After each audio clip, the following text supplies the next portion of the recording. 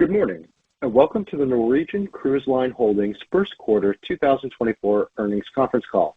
My name is Joe, and I will be your operator. At this time, all participants are in a listen-only mode. Later, we will conduct a question-and-answer session, and instructions for the session will follow at that time. If anyone should require operator assistance during the conference, please press star, then 0 on your touch-tone telephone. As a reminder to all participants, this conference call is being recorded.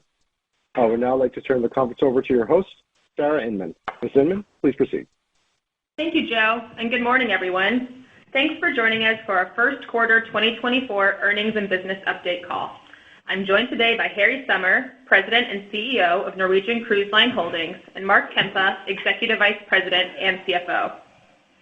As a reminder, this conference call is being simultaneously webcast on the company's investor relations website at www.nclhltd.com/investors.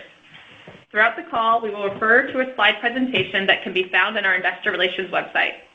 Both the conference call and presentation will be available for replay for 30 days following today's call. Before we begin, I would like to cover a few items.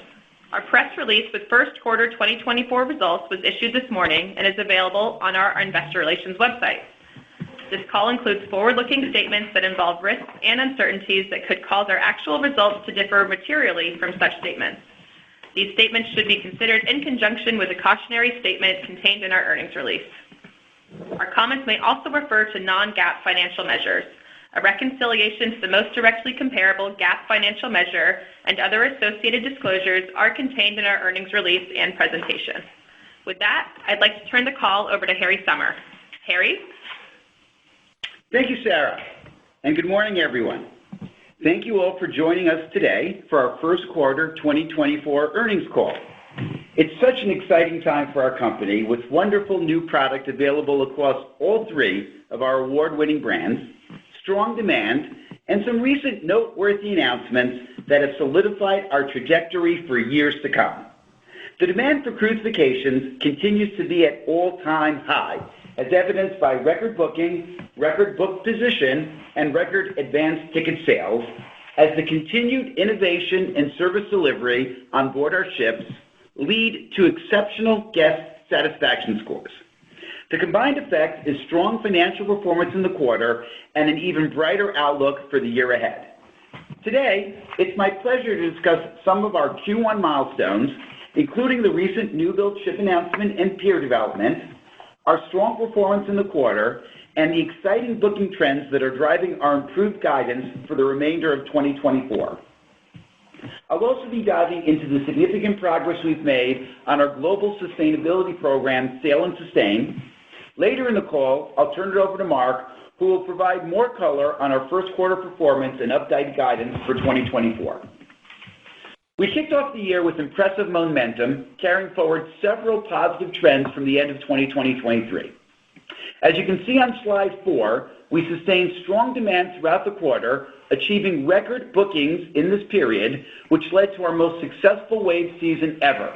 As a result, our 12-month forward book position remains at all-time high. In terms of financial results, adjusted EBITDA nearly doubled during the first quarter compared to the last year on the back of stronger pricing and higher occupancy levels. Our margins also noticeably improved during the period, with our core costs essentially flat year-over-year, leading to a robust growth in adjusted operational EBITDA margin, which is adjusted EBITDA divided by adjusted gross margin, now approaching 33% for the trailing 12 months.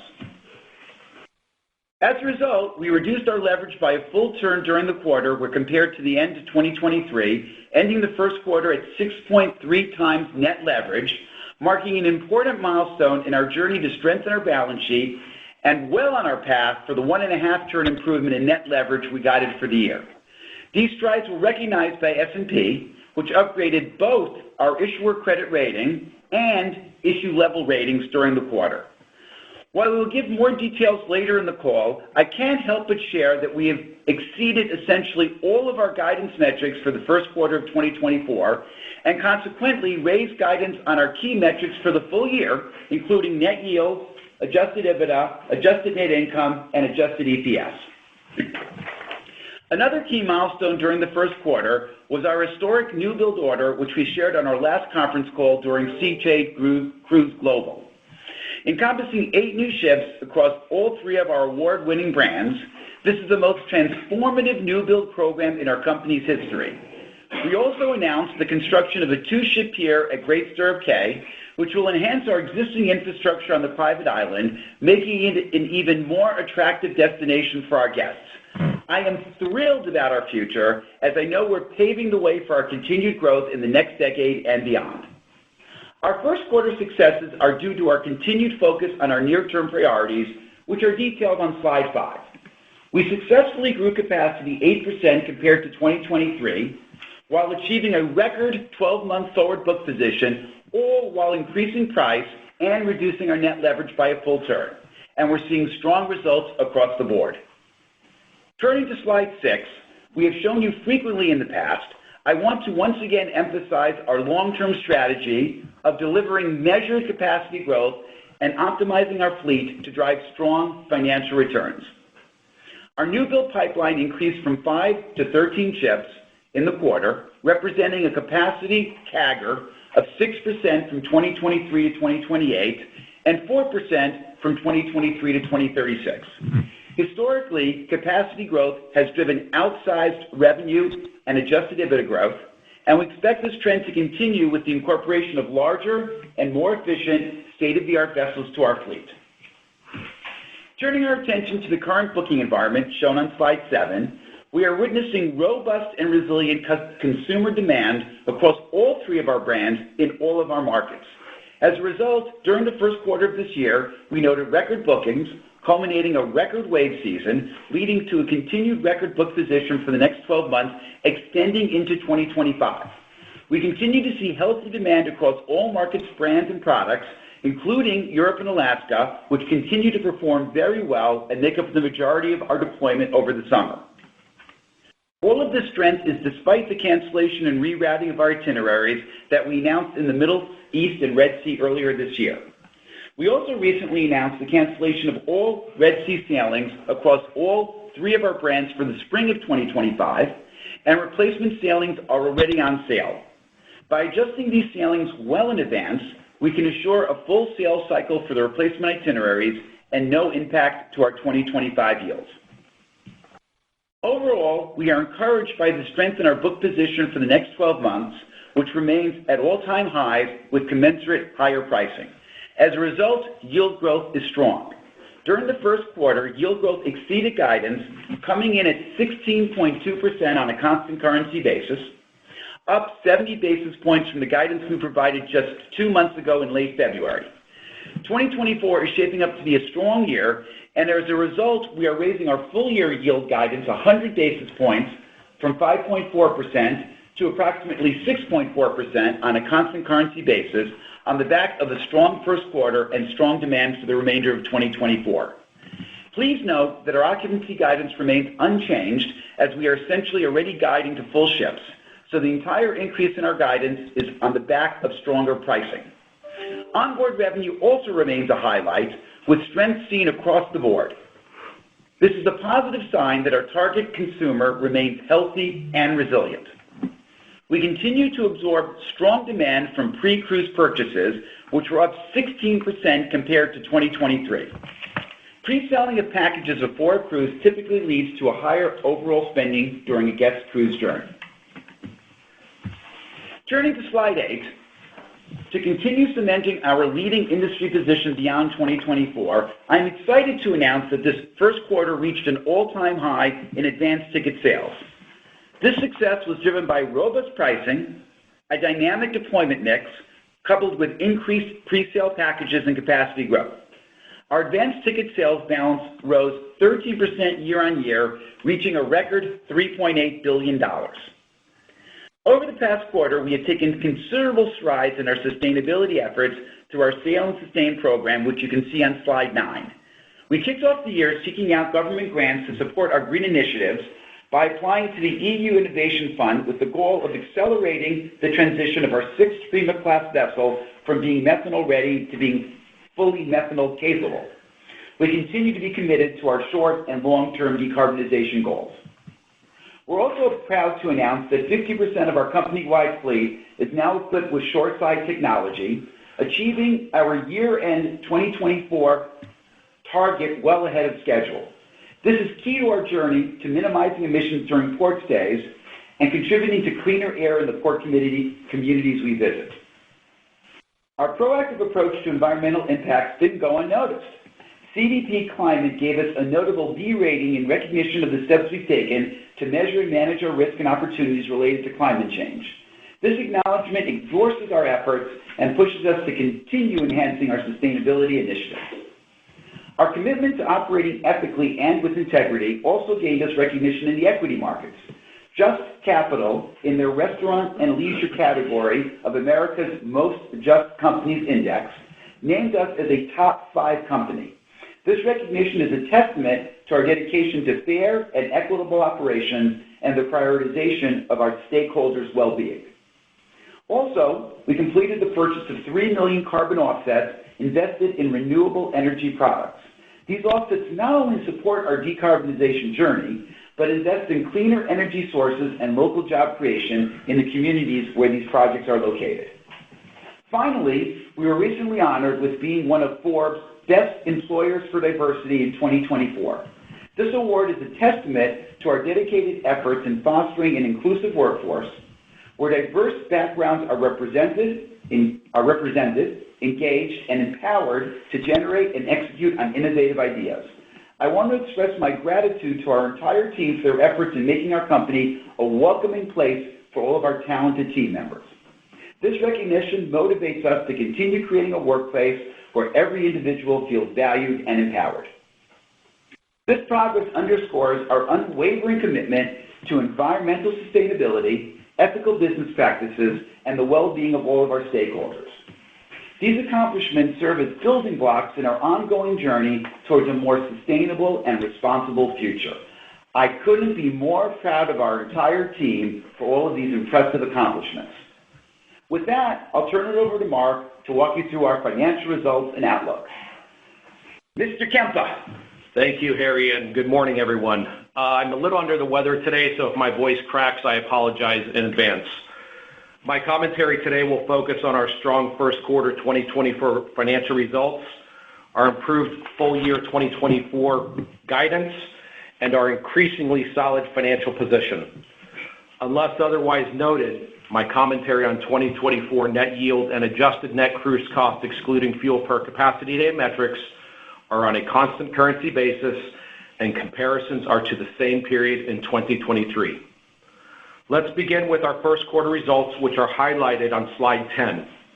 We had an exceptional start to the year, and we exceeded guidance across the board, beating our already ambitious targets for the first quarter, which we only announced 2 months ago.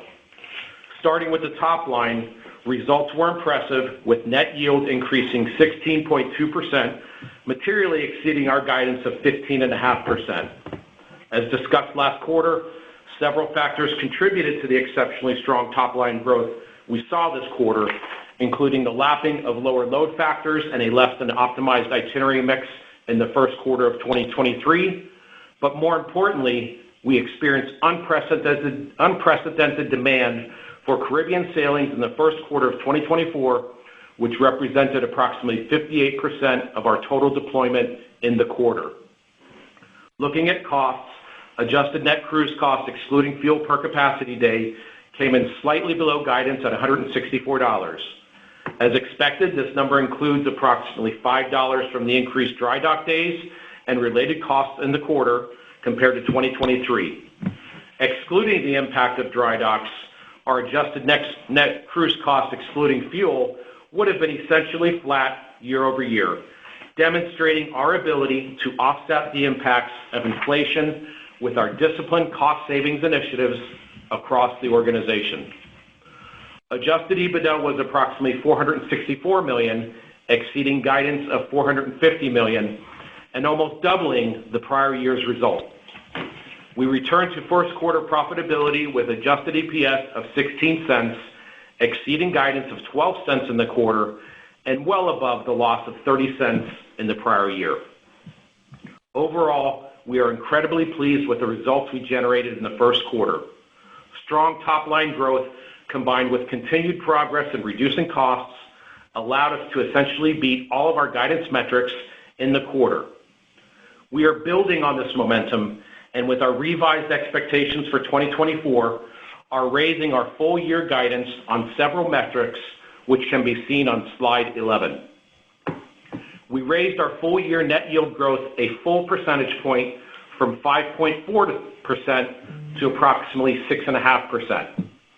This 100 basis point increase reflects the strength we experienced in the first quarter, but more importantly, our higher expectations through the rest of the year as a result of strong demand and record bookings that we have experienced for the remainder of 2024. Last quarter, we mentioned the impact on our business due to cancellations and redeployments of itineraries in the Middle East and Red Sea. The strength we have seen in the business through wave season, however, has allowed us to almost fully offset this impact. Our full-year guidance implies net yield growth for the remainder of the year in the low to mid-single-digit range and is exceeding our pre-pandemic growth rate. Adjusted EBITDA guidance for the year increased $50 million to $2.5 billion, building on the first quarter guidance beat of $14 million. Adjusted EPS guidance for the year increased on a net basis of 9 cents to $1.32, made up of our 4-cent beat in the first quarter, a 10-cent raise for the balance of the year due to higher demand and pricing, which was partially offset by higher fuel costs and interest expense of approximately 4 cents. These strong numbers and related guidance raise would not be possible without the continued focus and efforts from our entire team, both shoreside and shipboard. Now let's take a look at our guidance for the second quarter.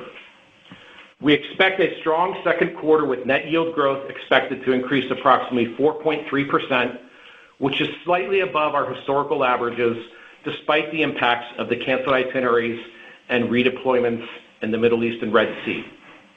Adjusted net cruise cost, excluding fuel per capacity day, is expected to be approximately $165, or approximately 5.8% above the same quarter last year. As we mentioned last quarter, dry dock days in 2024 will make comparisons to prior year more challenging. Second quarter 24 has approximately 70 more dry dock days scheduled than last year. This increase for the quarter results in a $9 or 550 basis point impact on adjusted net cruise cost ex-fuel in the quarter. Excluding the dry dock impact, adjusted net cruise cost excluding fuel is expected to be approximately $156, essentially flat year over year, demonstrating once more the continued success of our cost savings initiatives across the organization. As a result, adjusted EBITDA for the second quarter is expected to be approximately $555 million. Adjusted net income is expected to be about $160 million, and adjusted EPS to be approximately 32 cents. Moving to slide 12, I want to dive a bit deeper into our margin enhancement initiatives. We remain fully committed to boosting margins and reducing costs across the organization. With a meticulous approach supported by our transformation office, we are continuously pinpointing opportunities, irrespective of their scale, across every facet of our business. The results of these efforts are clear in the first quarter of 2024, where adjusted net cruise cost ex-fuel per capacity day was $165, but was flat, essentially flat, compared to the first quarter in 2023, excluding the dry dock impact.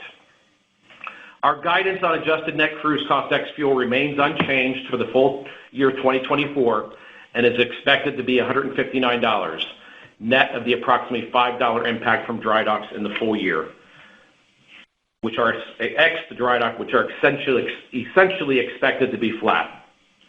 For your models, I would remind you that we expect to see about 2/3 of the dry dock impact during the first half of the year, with the remainder in the fourth quarter.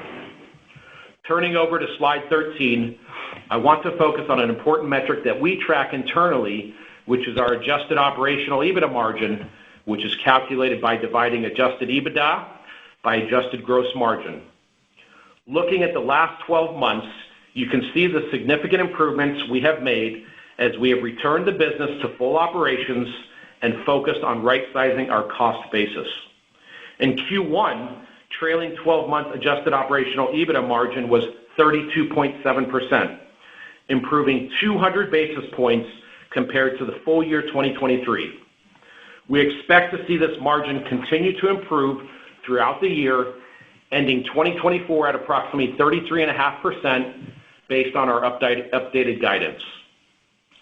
As you know, we are striving to improve our margins, and this journey will be fueled by two main drivers.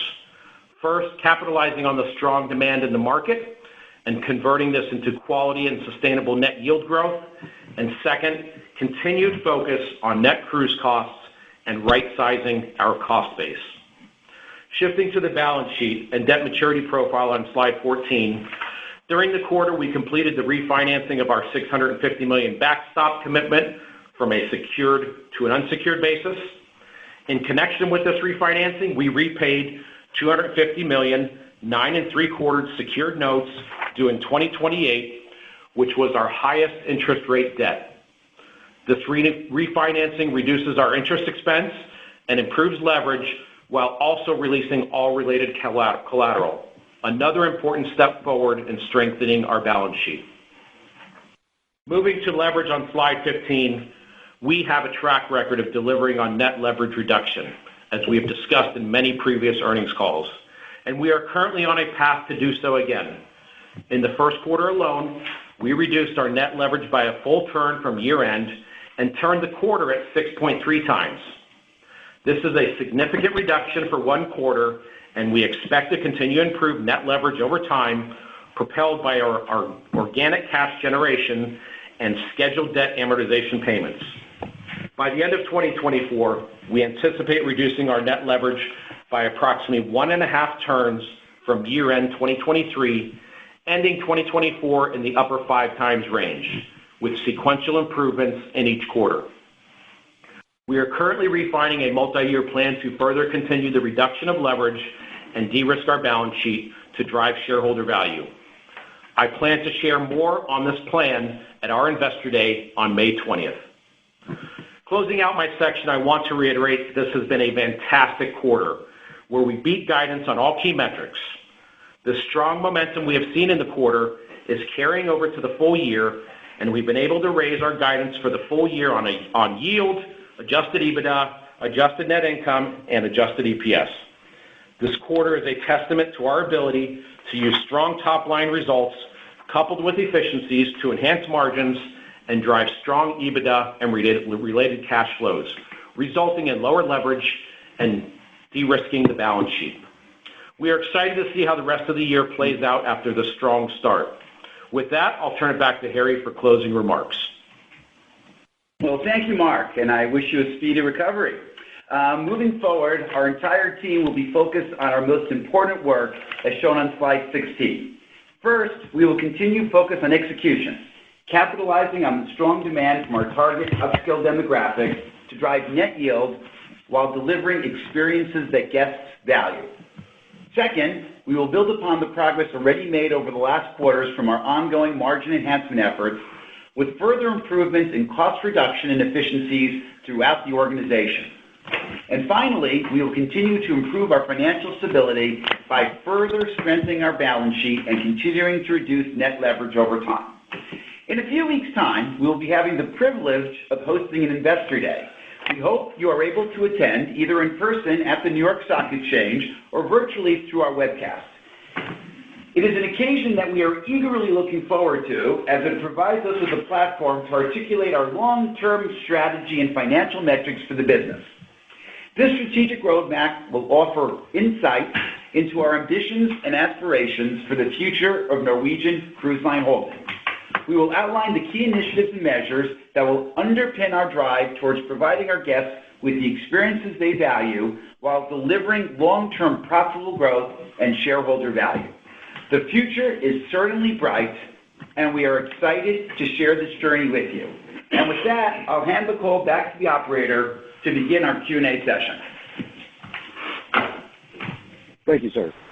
Ladies and gentlemen, if you would like to ask a question, please press star 1 on your telephone keypad, and a confirmation tone will indicate your line is in the question queue. You may press star 2 if you would like to remove your question from the queue. For participants using speaker equipment, it may be necessary to pick up your handset before pressing the star keys. One moment, please, while we pull for questions. And our first question comes from the line of Dan Politzer with Wells Fargo. Please proceed. Hey, good morning, everyone, and thanks for taking my questions. I was hoping we could dive in a little bit more on kind of the pricing and setup for the remainder of the year. I mean, it seems certainly the first quarter was very strong. As we think about, the tweaks to your capacity allocation for the rest of 2024, and certainly, some more Europe and at least in the second quarter, but kind of falling off in the back half. How should we think about the relationship between that capacity allocation relative to pricing? And put more simplistically, can you maybe classify, the pockets where you're seeing outsized strength versus maybe a little bit more modest strength in terms of pricing? So good morning, Dan, and thanks for joining us today. Listen, I wouldn't say that there are any areas that are outsized or undersized. We're seeing good pricing, yield strength across all three of our brands, across all the major areas that we deploy our ships. We're doing well in Europe. We're doing well in Alaska, Bermuda, Hawaii, of course, the Caribbean. I think the only place where we've talked before where we've had a little bit of a challenge is the voyages in Q2 and Q4 that had previously visited the Red Sea and had to redeploy to other itineraries. But outside of those, we're seeing broad-based demand across the board. We're very happy with our yield growth in the back three quarters. As we discussed, both Mark and myself, we're increasing our yield guidance by a full point, which I think underscores the strength that we're seeing. We continue to be at record book positions, record pricing. We're very happy with where we are. Got it. Thanks. And then just pivoting to the cost side, can you just remind us a couple of those pockets where you really, seem to be cutting the fat, right? I think food is an area where you've seen some success.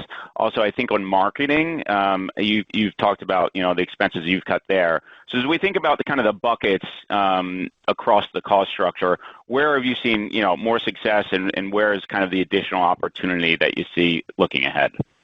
Good morning, Dan. It's Mark. So first, I just want to clarify, I wouldn't classify it as cutting the fat, so to speak. That's probably a little bit too generous. We're really looking at how we can get much more efficient across the entire organization. As I mentioned in our Q1 in our prior earnings call, the first big piece of that was really reducing, looking at our fuel and bunkering processes.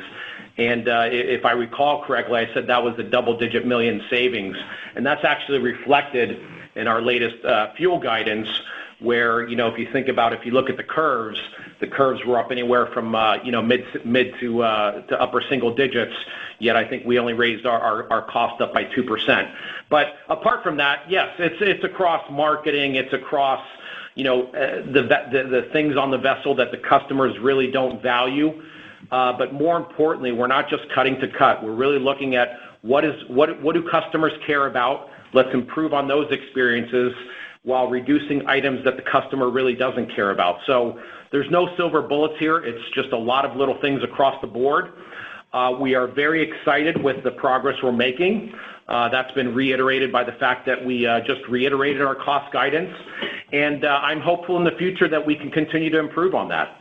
And Dan, I'll just add one more thing, specifically related to the food. I just want to emphasize we have in no way reduced the quality of food that we serve our guests. We still serve, especially on Oceania Norwegian, the best quality food that we can, and in NCL, very good quality food as well. Where we have seen the efficiencies, if you will, are in things like buying direct as opposed to intermediaries, and in logistics. We have made massive improvements in logistics, warehousing, shipping that obviously all show up in the food, but do not reflect the lower quality food. I can't emphasize that enough. We believe that our three brands in their respective places in the industry have the best food quality and the most food options. And we are committed to that, but we think we can do that and still save money through the other items that I mentioned.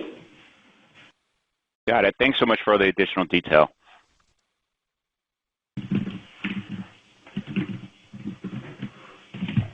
And our next question comes from the line of Vincent Ciepiel with Cleveland Research. Please proceed. Thanks so much for taking my question. I wanted to zoom in a little bit more on the second half. I think at one point you guys had quantified the Red Sea impact. I think it was like 1 to 2 points for 2Q through 4Q.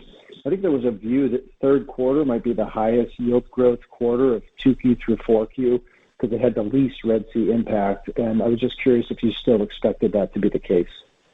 Yeah, good morning, Vince. Yeah, you are correct. We still expect third quarter to be the highest yield growth quarter. And I will remind everybody that in Q4 of 23, if I recall correctly, we had pricing of growth of 15% and yield growth of 9%. So we are rolling over a very healthy Q4 of 2023. So that's not to be implied that Q4 of this year is not doing well, but it is just certainly rolling over a much higher comp. But we do expect third quarter to be the highest. Great, thanks. And then a little bit bigger picture kind of strategy question. You and peers across the industry seem to be really investing in private islands and ramping efforts there, marketing, leaning in. Just kind of curious what you're seeing out there that leads you to believe returns are there, that's what the customer is looking for, and how you kind of went about making that decision. Yeah, so, when we look at our two private islands we have today, Great Stirrup Cay in the Bahamas and Harvest Cay in Belize, those are our two highest rated destinations. Now, we already had a pier at Harvest Cay, so there were no issues in that area, but in GSC, in Great Stirrup Cay, the lack of a pier caused us to miss much more frequently than we would have liked. So for us, it almost funds on an ROI basis just by us being able to visit there. But of course, once we have the confidence that we can visit there, almost 100% of the time, we certainly believe that it will be worth making the investments to continue to improve the guest experience, as long as we focus, as Mark said before, on the things that gets value. I will say, listen, we've seen, geopolitical uncertainty, in various places of the world over time. So clearly places like Belize and the Bahamas have an added benefit of being perhaps in a more certain zone, more close to home, which continues to give us confidence to invest.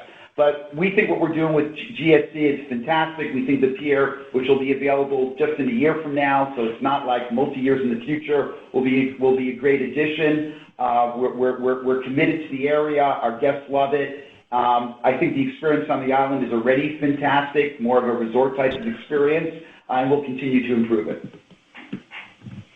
Great. Looking forward to Investor Day. Me as well. Thanks, Vince. And our next question comes from the line of Steve Wieczynski with Stifel. Please proceed. Hey guys, good morning.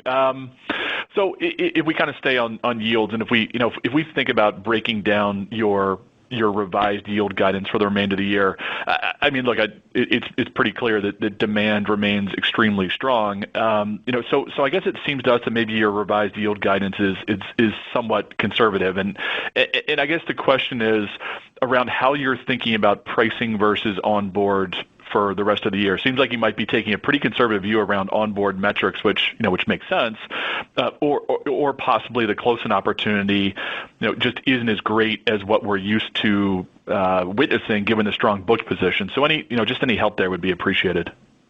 I'll maybe take the second part of the question on onboard versus ticket, and I'll let Mark comment on the first part.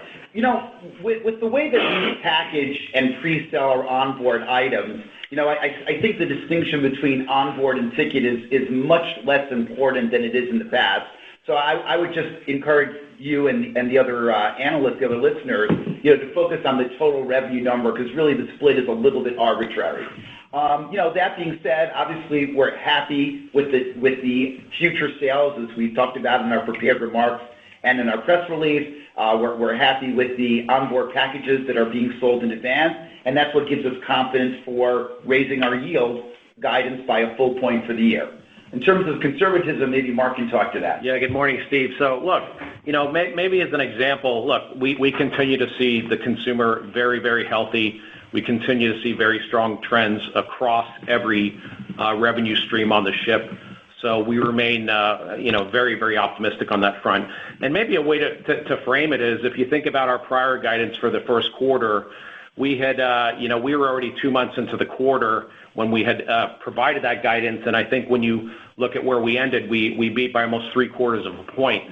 That's predominantly driven by onboard revenue. So while I don't want to say we are ultra conservative, yes, we know we expect the consumer to spend. But I think, given our extended booking curve, most of the upside in the quarter, if we see any, will be driven by onboard revenue. And I want to reiterate that we continue to see a very, very strong consumer in that respect. Okay, that's great. And then, Mark, if I'm looking at slide 13, you guys are projecting, just about a 34% EBITDA margin, towards the end of this year. And I guess if we look a little bit further out, how should we think about the longer-term margin opportunity, especially as you think about where, margins were pre-pandemic to versus where they are now? Will the driver of kind of yield, or excuse me, of margin improvement, just be more on the yield side of the equation? I guess what I'm trying to get at here is about the opportunity to take a significant amount of cost out of the equation, given what you guys have already done so far, and maybe this is something you'll address more on May 20th. Yeah, so I think that's, thank you for that last sentence, because that was the answer I was going to provide you. Listen, we're super focused in this call talking about Q1 and guidance for Q2 and 24, which I think we've laid out. I think talking about more long term, we'll have to wait the 19 more days till May 20th to talk about it. Okay, I'll wait. Thank you, guys. Appreciate it. Thanks, Steve. And we look forward to seeing you. Our next question comes from the line of Brandt Montour with Barclays. Please proceed.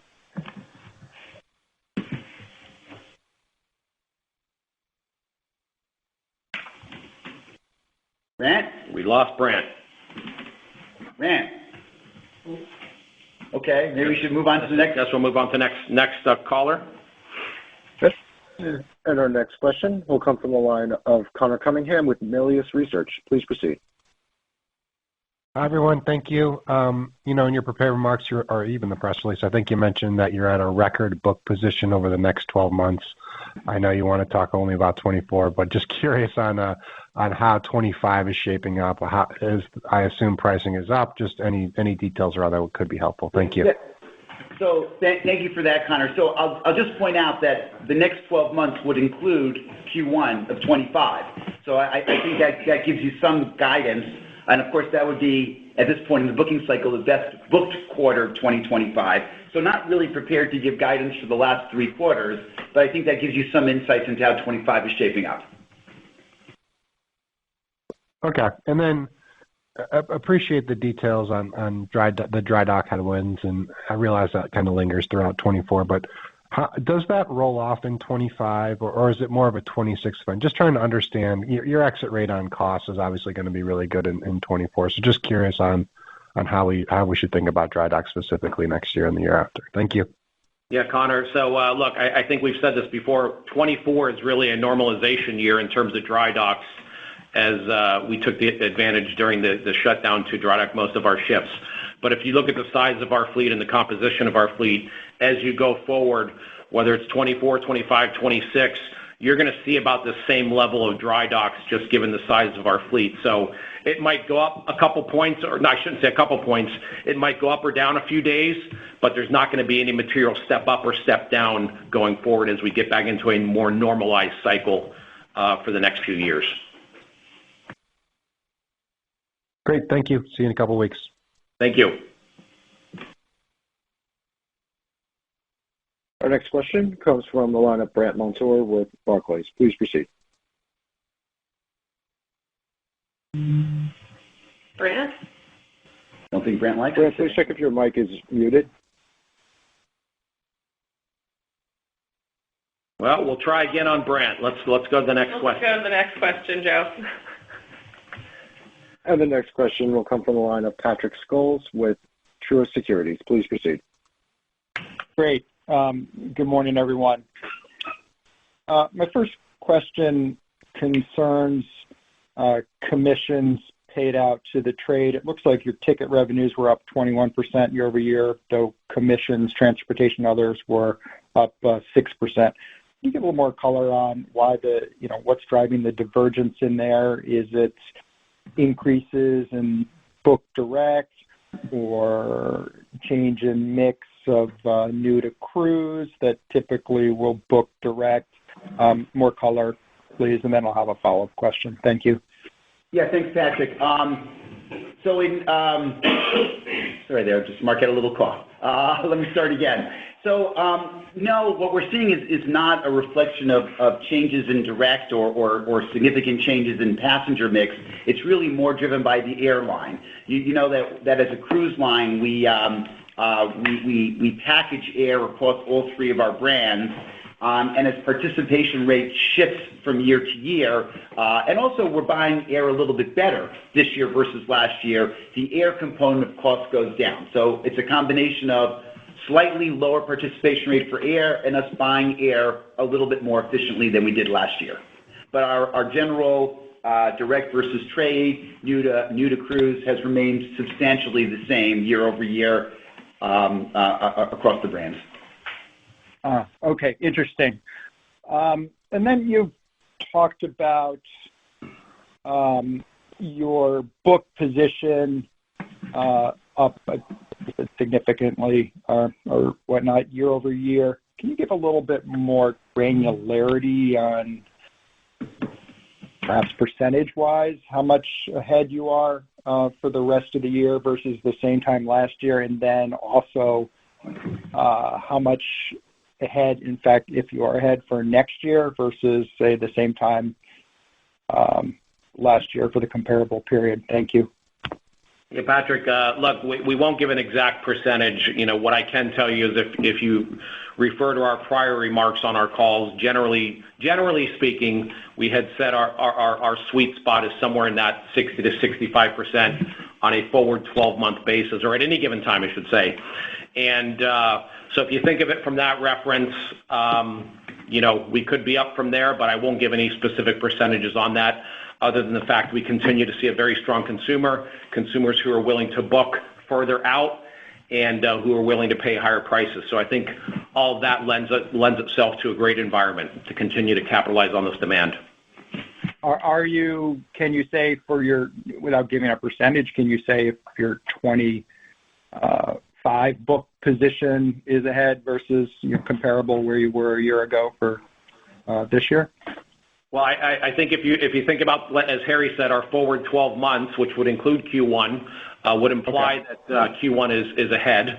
But we won't comment on the rest of the year other than bookings are in line with our expectations where we believe they should be. So, the only additional point of color that I'll give is related to Europe, which is a large part of our deployment this year in Q2 and Q3, where because we've had the benefit of a full booking cycle, we're seeing more Americans on our European deployment this year, which tends to elongate the booking curve a little bit and also tends to deliver slightly higher yields as opposed to selling those cabins a little closer into to locals in Europe. Okay. Thank you for the color. I'm all set. Thanks, Patrick. Our next question comes from the line of Ben Chaiken with Mizuho. Please proceed. Hey, good morning. Thanks for taking my questions. Your comments on 2Q yields, onboard forward booking trends are all very helpful. Just attacking this a little differently, curious how you're thinking about 2Q yields on the net yield side. There's some headwinds and tailwinds. It'd be great if you could help us think about the different moving parts, specifically for 2Q, I guess I'm asking. So, for example, there's less Caribbean, but as you've suggested earlier, it sounds like the mix is not a factor. You've got Red Sea. Anything else, just big picture? And maybe to put a finer point on it, however you cut it, year over year versus 19 sequentially, it just seems like optically there's a step down, and I guess I'm trying to open this up and understand the moving parts. Thanks. Well, good morning, Ben. I think there is a step down from Q1, but that's purely as a result of the comparison in the same quarter of 2023. So as we said on our last call and this call, we are not, and I will repeat this, we are not seeing deceleration. I don't know how many more times I can say that across different calls and conferences. We are getting back to what we call a more normalized yield growth in terms of our business, which we have always said would be somewhere in the low to mid single digits. And obviously, we continue to pursue much better than that. So, yes, there is a impact in both Q2 and Q4 as a result of the Mideast and Red Sea. We've been very specific about that. But even absent that, we still continue to see very healthy pricing and yield growth. So I just want to make it clear, it's not a deceleration issue. It really is a comparison issue from quarter to quarter. Sure. The premise of the question was actually not a deceleration. It was that you've said that in the past. So I'm trying to understand the moving parts that might kind of help us explain the nuances. But that's helpful. Then the moving parts in Q2 are really the Mideast and Red Sea for the most part, and that also impacts Q4, as well as Q4 having a significant rollover versus the same quarter in 2023. Okay. And then as you think about Great Stirrup Cay, you announced the pier construction, which makes a lot of sense. Were you suggesting earlier in the call that you'd wait for the pier to be built and then wait a year or so to get kind of the demand picture under your belt before you start to invest in the island, or is that not the correct interpretation? I wouldn't interpret it that way. I'm not prepared here to discuss our full long-term plans for Great Stirrup Cay. We'll talk a little bit more about that in 3 weeks.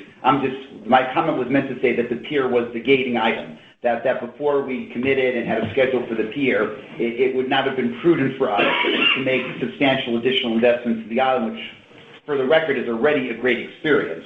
But now that we have the pier, it allows us to have a slightly more long-term view towards that. But I don't want to give any indication of whether it's happening imminently or later. We'll talk a little bit more about that in 3 weeks.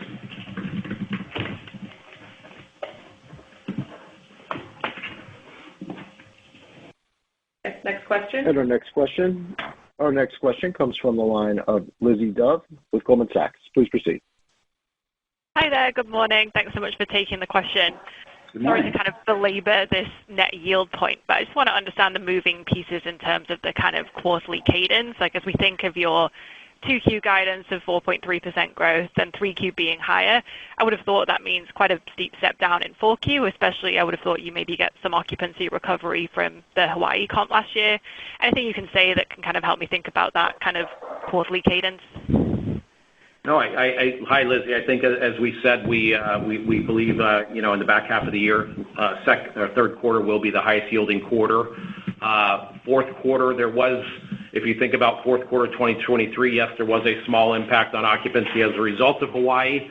But I think as we look at the comp rolling over, again, if I recall correctly, somewhere in the zone of 14% pricing growth and maybe 9 to 10% yield last year, that's a very quality comp to roll over. So I think stay tuned. I think, fourth quarter's, there's still time and we're still building there.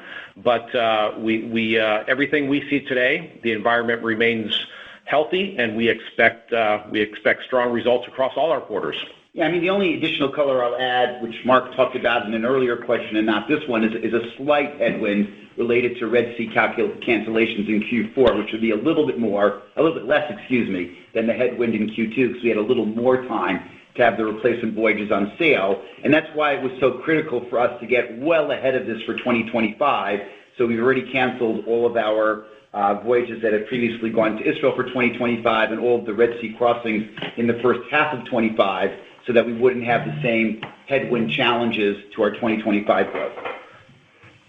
Perfect. That's really helpful. Thank you. And it feels like, the very premium luxury market is more in focus, especially with, the capital markets activity.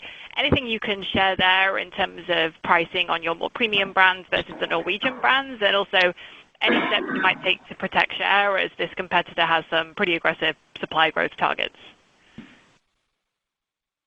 So I'm trying to distill that question down into some thoughts in my mind. So obviously we're excited to see new entrants into the market. We think anything that draws more focus, if you will, to this market and the public markets and the excellent opportunity that cruising represents is positive for all of us. So I sent Tor an email congratulating him this morning on a successful IPO, and we obviously wish him the best of luck.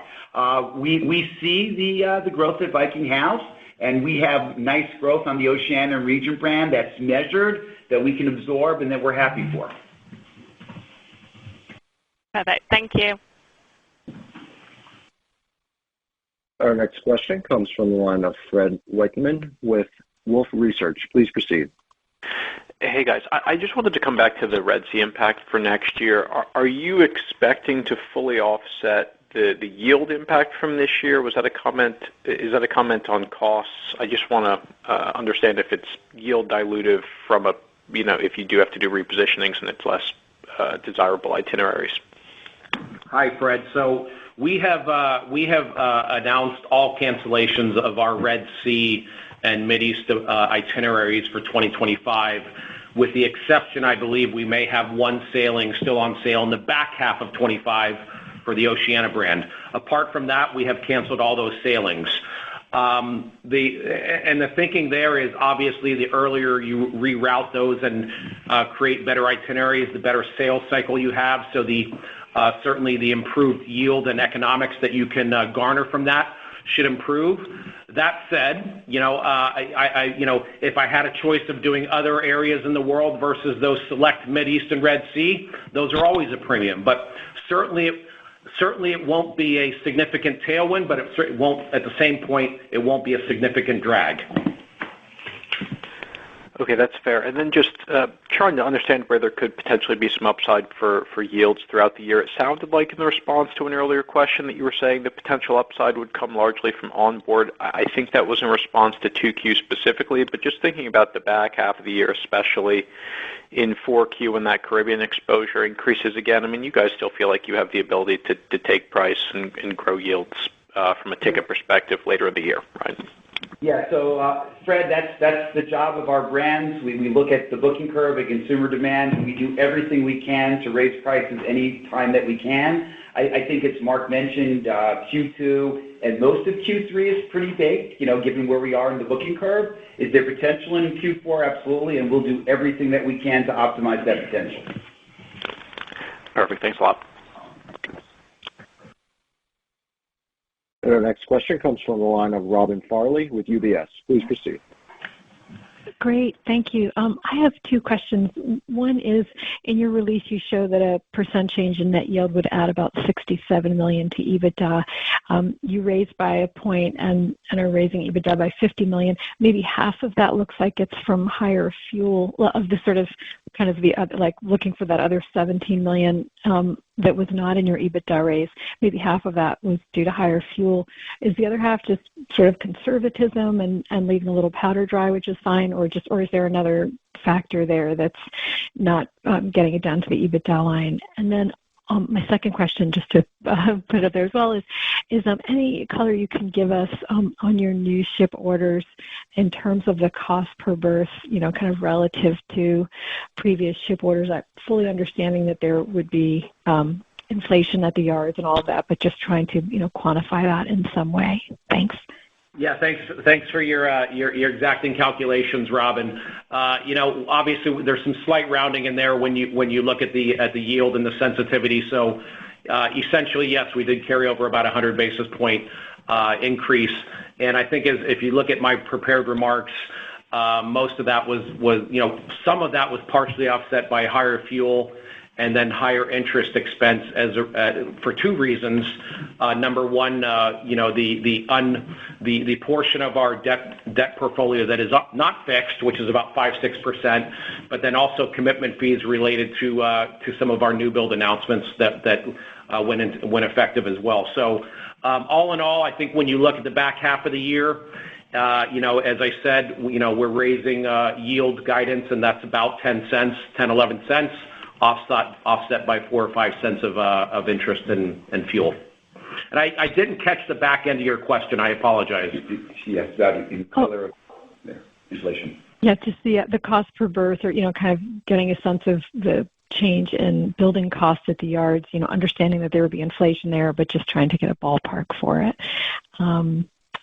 And the prior question had been about the EBITDA. Fully understand the interest expense impact on the EPS. I was looking for the extra $10 million in EBITDA, but anyway, anything on the cost per berth. Thanks. Just to be really clear on the EBITDA side, we calculated the 1% raise that we had at just over 60 million. So it wasn't exactly a full point. It was more like 97 basis points or something like that. So the 60 minus the fuel should get you to almost exactly the $50 million EBITDA raise. So we apologize for that confusion between the 60 and 67 million. Listen, in terms of inflation on new builds, I think what you'll see is sort of two factors offsetting each other. I think the inflation on new builds is similar to the inflation you see in the general population, at least when we do our calculations. I think what we can do to help offset that inflation is the same as what you're seeing in our general cost structure, where the same transformation office process that looks to doing things more efficiently and effectively will allow us to offset part of the impact of inflation, certainly not all of it. So that would be our guide, if you will, going forward. And then I think we have time for one last question, operator. And our last question will come from the line of James Hardiman with Citi. Please proceed. Hey, good morning, and thanks for fitting me in here. So just quickly wanted to circle back to the cost conversation. Obviously, a lot of noise around dry docks. Pretty flattish, though, ex the dry dock step up for the first half. Is that the assumption for the second half, that ex the dry dock movement, that costs are going to be pretty flattish year over year? And if so, how long can that last, particularly as dry docks flatten out in 2025? So the quick answer is yes. We believe that the cost will be essentially flat, excluding dry dock, as you mentioned, for the back half of the year. We're very proud of the efforts that the team are making. Not really prepared to comment on 25 and beyond at this point. James, all I would add to that is, again, we have talked about, we have a laser focus on right sizing and leveraging our scale. We continue to do that. This is a permanent activity for us, not a one-time exercise. So while obviously it gets harder, further down the stream you go, we are just relooking at every facet of our business, and we continue to believe that there's opportunity out there, all without impacting the guest experience and actually delivering a better product than what we've had today. Well, what a wonderful set of comments to end the call. I share Mark's passion for continuing to improve our operating margins while delivering a fantastic guest experience. I want to thank all of you for your time today, and I really am looking forward to talking about our long-term targets and strategy when we meet on May 20th. Thank you all very much. Thank you. This concludes today's conference. You may now disconnect your lines at this time. Enjoy the rest of your day.